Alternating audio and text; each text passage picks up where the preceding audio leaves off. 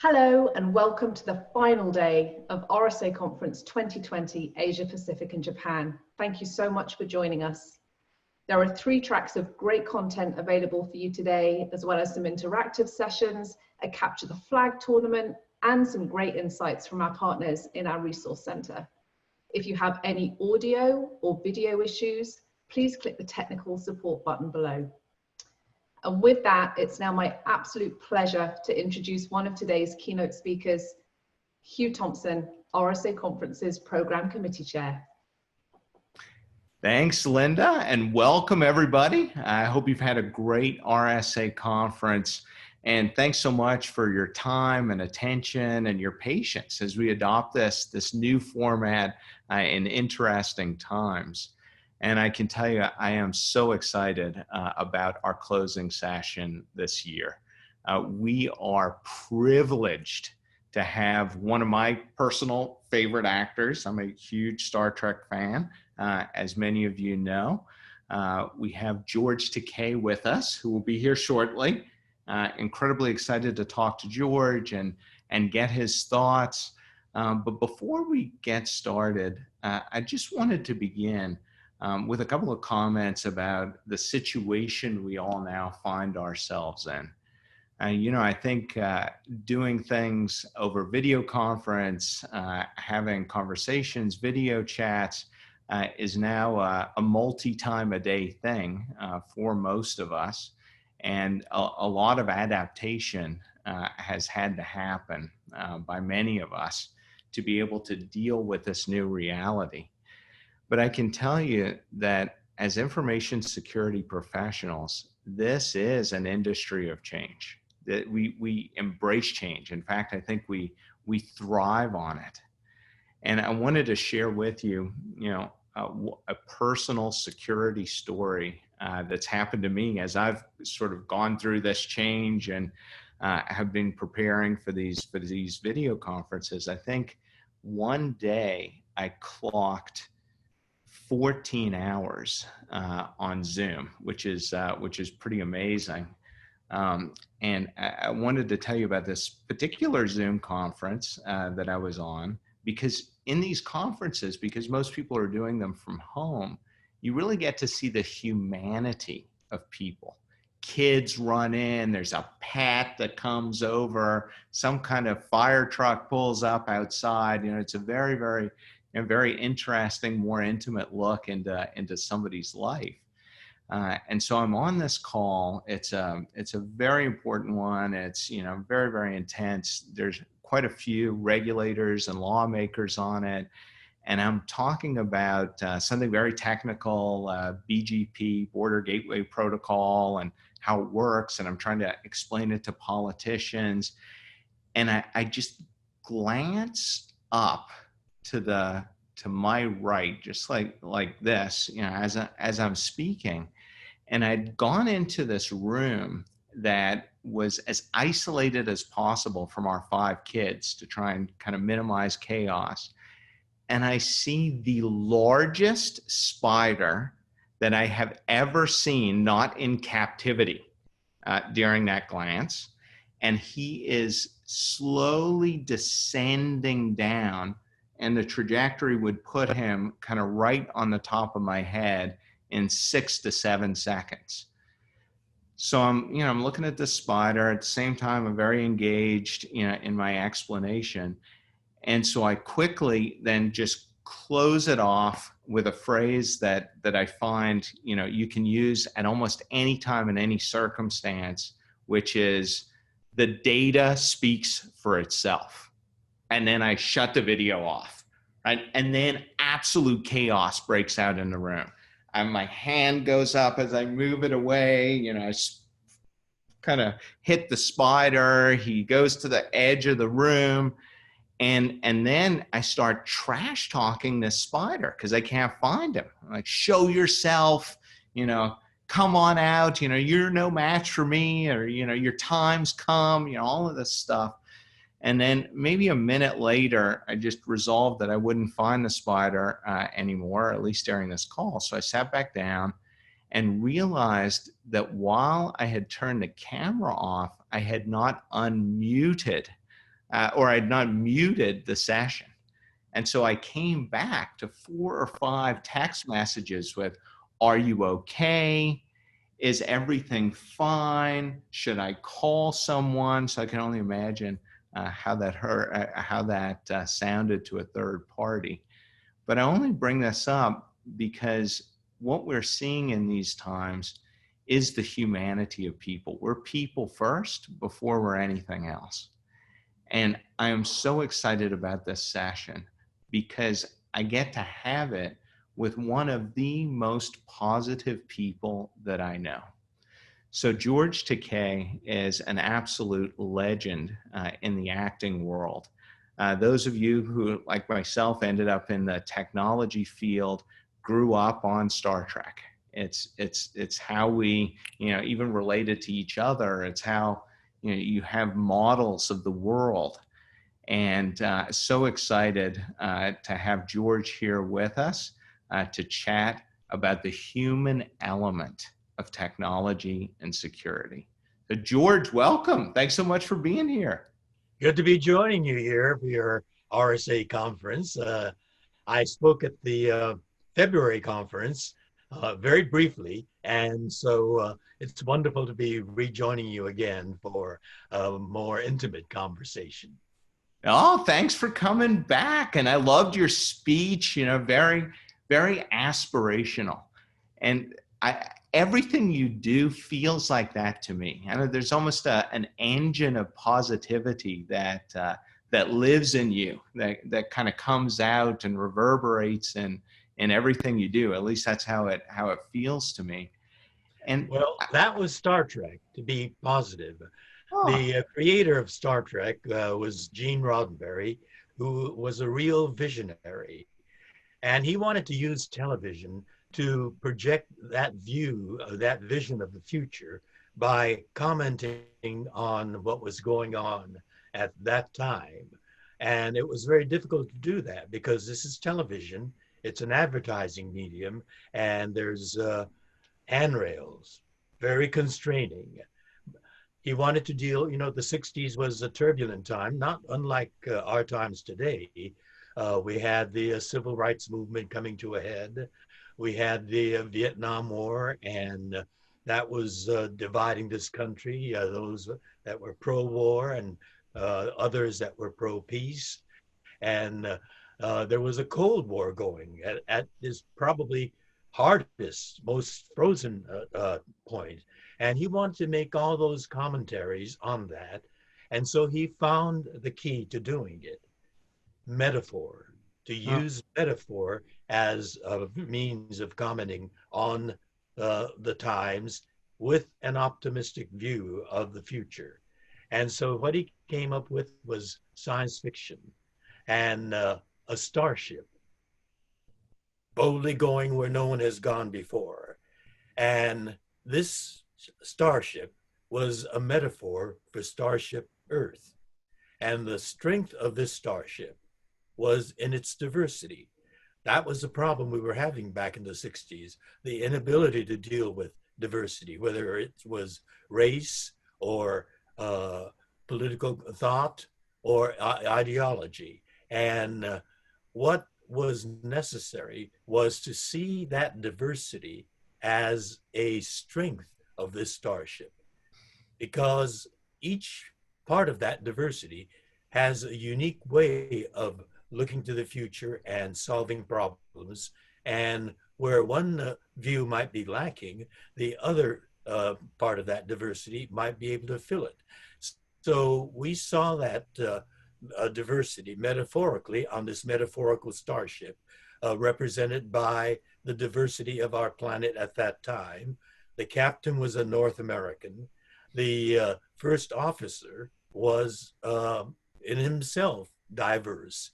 His mother was an Earth woman with all her positives, but also the human failings. And the father was a Vulcan, a supremely rational and cool and calm and collected race. And Spock was the first officer, combining the best of the two. The rational thinking, the strong driving at the solution to the problem, and the mother giving him a touch of humanity, compassion, and so he combined all that. But this planet at that time was more diverse, and the issue was race, and so we had a black woman, an African woman, as our communications officer. We had as representing Europe, the Scottish engineer. My character was to represent Asia. And so you saw that diversity metaphorically on this starship. And the storytelling was also in terms of metaphor. And what an impact that series and then the movies afterwards. And I got to say, I was very pleasantly surprised to see you in that captain's chair during that movie. It was about time. Very well deserved. I agree. It was about time. A whole series and 2 or 3 decades. And finally, Sulu, Starfleet is supposed to be a meritocracy. And each one of us kept getting advances in title. I became a lieutenant commander and then a commander. But there I was at that same old helm console saying, aye, sir, warp 3. The substance of those advances had to be reflected. And George Takei kept lobbying Gene Roddenberry for some kind of visual and substantive reflection of that advance. And finally, in Star Trek VI, The Undiscovered Country, Sulu got his just rewards. All right, came to fruition. Oh my gosh, that's it's got to be incredible to have been just a part of that journey. Is I use metaphors from Star Trek, maybe too much, but all the time to describe things, or it was an incredible vehicle, not just to describe how we may interact in a world where technology makes us more connected. It absolutely did that. And I would argue it helped genesis some of those technologies, right? But if you look at each episode, it was so human. It was about, emotion and struggles and how do we persevere through an issue and have hope that we can get on the other side of it. And if we didn't have that hope, we wouldn't have gotten on the other side of it. And it was very inspirational, I thought, that way. And finding in ourselves, in our human selves, the solution. For example, Star Trek IV, The Voyage Home, we had this strange, baffling situation, and we found out that it was what we were doing in the 20th century with the environment, and that was what was causing the problem. And so what we simply did was technologically go back in time to Earth and the United States in what decade? I think we were in about the 70s or 80s, and we went back to San Francisco. And we had some difficulty adjusting to 20th century San Francisco. For example, Scotty was presented with a computer, and he said, "Oh yes, I know this is a 20th century." And he starts talking at the computer. Right, I remember that scene. Now that you say it, they pointed to the mouse, and he says, "Oh yes, of course." And he grabs the mouse and says, "Computer." So we find humor, but also we found the solution. We found that it was what we were doing with whales that was contributing to the problems in the 23rd century. And so Spock, as the wise one, led us to the solution, and we made a small contribution to the preservation of the fauna of the 20th century, or the ocean sea life of 20th century world. So I remember that one. That was always a good movie too. storytelling, finding the solution in our human problem-solving capabilities. That's fantastic. You know, and to that point, you know, something that always struck me, and you tell me. I mean, you're the expert on this. You create, you know, help to build it. I was a hired actor. The real genius, the brain, was Gene Roddenberry, and a fantastically creative writing staff. The that script was, both Star Trek 4 and 6 were written by Nick Meyer, brilliant writer and a true visionary, and he really understood Gene Roddenberry's philosophy of infinite diversity in infinite combinations. Oh, I love that concept. You know, when that was first articulated in Star Trek, it really expands your mind, and so that this is the plans.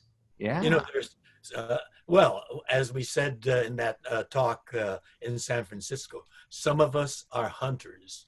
We seek out and find facts and scientifically other facts.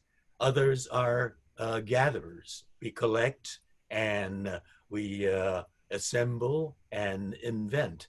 Others are builders. They build structures, or they take an idea and organize it and build corporations and enterprises. And so it's the human element in our diversity.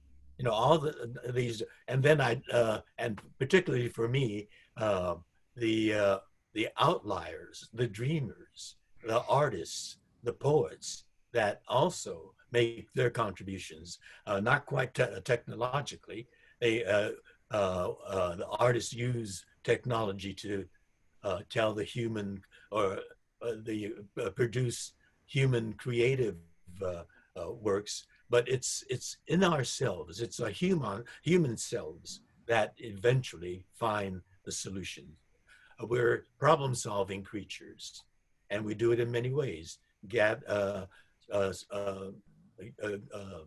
Venturing forth, or gathering, or taking what's been gathered and building on it, entrepreneurially or structurally. So the core is our human ability to solve problems, and we can do it with whimsy. We can do it with our keen analytical mind. We can do it with our ability to think abstractly. And so it's the diversity within ourselves and in the human animal, and the diversity within that human animal that helps find a solution to the challenges we face in this complex, turbulent world. Absolutely. And, you know, just hearing you talk about this brings a new perspective to me around, you know, some of those classic episodes that I grew up watching. And, you know, I think about how many times Kirk had to make a call that was a bold call. In some cases, you know, people were questioning his call, but he had a group of folks around him that were providing him with different perspectives. Spock was very analytical. He would tell him. He was always there. Right. You know, and, you know, Bones always seemed to me to be the voice of pessimism, or, you know, geez, you know, caution, like maybe you shouldn't do it. You know, maybe it's like, stand back from it. And then there were all of these voices that came in, and ultimately Kirk had to make decisions that were meaningful based on incomplete information, and make them boldly, right? It's not just him that's making them. He's got to get the whole ship behind him as he does these things. And to give Scotty some credit, although he kept complaining about the laws of physics, he was able to go beyond, break the laws of physics and find a solution too. Each one of the characters in his or her unique human way, found the solution to a seemingly baffling and insolvable challenge. And there was always this sense of optimism, as you said. I mean, even just the phrase "go boldly where no one has gone before." It's not just go where no one has gone before. The word boldly seems to indicate that, hey, we think something amazing is on the other side of this, and that's why we will go, but not just go, but go boldly. And Go with courage. It takes courage and the confidence to take a prudent, informed risk taking. what you're saying, just reminds me, it's one thing to have to innovate because there's a catalyst of tragedy or a catalyst of something's changed and we just have to adapt to it. And it's another to voluntarily just sort of boldly go and kind of create the future. I think one of the things that we're seeing now is the current crisis that we're in, pushing the bounds of innovation in so many ways. Like I even think about this conversation that we're having. There are so many more people that are going to be a part of RSA conference this year because it is virtual and because they don't have to travel and because they can sit in their living rooms and be a part of it. And it's an interesting unintended consequence of adapting. We often talk about the bad unintended consequences, but there are a lot of good ones too. Whatever catastrophe, disaster that we have, it's for our mind, the human mind, to do something with. And Ground Zero at the old World Trade Center is an example of it. Today, it's dazzling. And today, we're in another catastrophic situation, not just the pandemic, but the justice issue, the police brutality against Black men, Black Lives Matter. But out of this will come a better society because we are problem solvers. We can tap, particularly under pressure like this, the creative mind, the problem solving mind, and boldly go. And it takes that, what you say, boldness, risk taking, that venturesome, people say it can't be done. And Scotty could say the laws of physics, right. But you go beyond the laws of physics. Because throw away those laws. They're just suggestions, not laws. George, I can't thank you enough for being a part of this. I tell you, there's never been a more important time for this industry to get an infusion of George Takei, in my opinion. And it is just, it's just so amazing getting your perspective on things. You're very, very inspiring in the way. As this greeting goes, it means live long and prosper. And we will prosper because we're going to live long. My grandmother celebrated 104 birthdays. And wow. she really did celebrate each one of her birthdays. And, after she reached 90, she started lying. Women lie about their age, but my grandmother lied in the opposite direction. She was telling people she was 91. And we said, no, Bachan. Bachan is grandma in Japanese. We said, no, Bachan, you're 90. But she says, no. I'm Japanese. She was the immigrant generation. I'm Japanese. I count the Japanese way. And she was justifying 91. But when she turned 91, she was telling people she was 94. And wow, we it's said, exponential. That's not the Japanese way of counting at all. But she did legitimately, reality, not virtually, in reality, celebrate 104 birthdays. And she lived a very full, rich life.